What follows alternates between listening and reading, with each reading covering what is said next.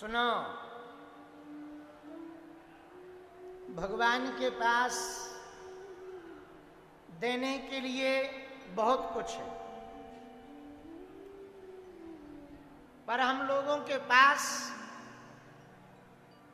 सामर्थ्यता इतनी नहीं है कि हम भगवान की सभी वस्तुओं को संभाल पाएं। जैसे ही भक्त भगवान के पास जाता ना, तो भगवान सबसे पहले उसको भुक्ति देते हैं। क्या देते हैं? भुक्ति। भोग वासना, वस्तुएं मांग लो, लुगाई मांग लो, पति मांग लो, बच्चे मांग लो, गाड़ी वाहन मांग लो। जैसे ही कोई जाता भक्ति करता तो भगवान पहले भुक्ति देते। भुक्ति क्यों देते हैं? बोले भुक्ति देने से जीव को नाचना पड़ता, जीव को खुद नाचना पड़ता, इसलिए भगवान भुक्ति देते। पर कुछ चतुर जीव होते हैं, वो कहते हैं हमें नाचना वाचना नहीं है। पुनरपि जननम पुनरपि जन्मम पुनरपि मरणम पुनरपि जननी जठरे शयनम, यह संसार है बहुत दुस्तार है, बार बार जन्म लेना मरना नहीं है, ये झंझट हमें खत्म करना है, कोई और सामान दो। तो भगवान कहते चलो कोई बात नहीं, भुक्ति नहीं चाहिए, मुक्ति ले लो, मुक्ति ले लो।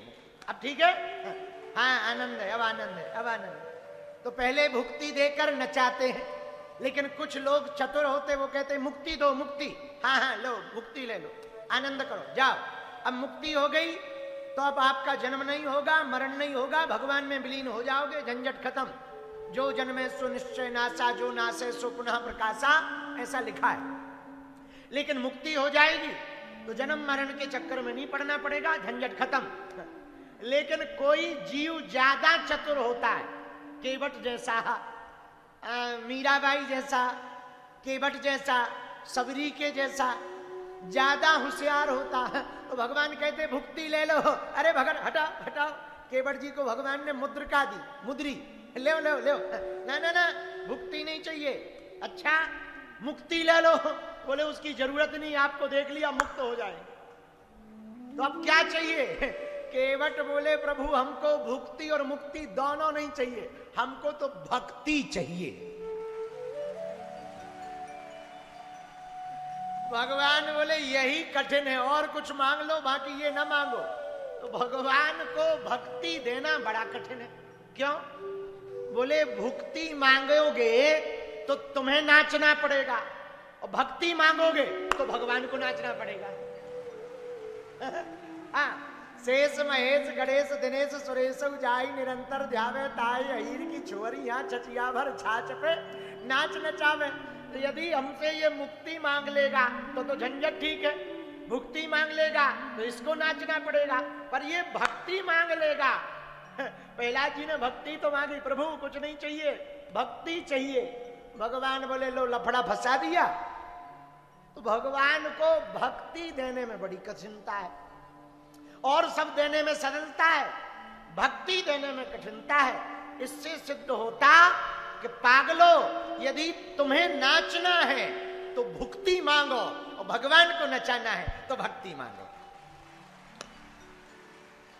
और भगवान की कथा, भागवत कथा भक्ति का ग्रंथ है। किसका ग्रंथ है? बोलो बोलो बोलो बोलो। भक्ति का ग्रंथ है, मुक्ति का ग्रंथ है, तृप्ति का ग्रंथ है। जो भागवत का आश्रय लेता है, भागवत की शरण लेता है, भागवत जी की शरण में बैठता है, वो तृप्ति भी पाता, परीक्षित जी की तरह मुक्ति भी पाता, और उद्धव जी की तरह भक्ति भी पाता है। तो कितनी अद्भुत बात है, एक ही जगह सब कुछ मिलेगा। भाई आपको किराना का सामान खरीदना तो किराना स्टोर पे जाओ, आपको बीज खरीदना खेती के लिए तो बीज भंडार पर जाओ, आपको कपड़ा खरीदना तो किराना स्टोर पे नहीं मिलेगा, कपड़े की दुकान पे जाओ। लेकिन सब कुछ खरीदना तो एक जगह ऐसी है जो जहां सब मिलेगा। बोले क्या? बोले मॉल चले जाओ, वहां सब मिल जाएगा, सब कुछ आपको आइटम मिल जाएगा, जो मन में आए सो उठाओ, बढ़िया आनंद लो। जय बजरंगबली की। ऐसे ही आपको भुक्ति चाहिए तो बागेश्वर धाम पे नारियल बांधो, भुक्ति चाहिए तो नारियल बांधो, मुक्ति चाहिए तो सन्यासी बाबा की साधना लो, और भक्ति चाहिए तो भागवत कथा में बैठ जाओ, सब प्राप्त हो जाएगा। तो भैया यह आस्था और संस्कृति का धाम, सेवा का धाम बागेश्वर धाम है, जहां बालाजी विराजमान, उनकी सन्निधि में भक्ति के ग्रंथ की कथा हो रही है। बोलो भागवत भगवान की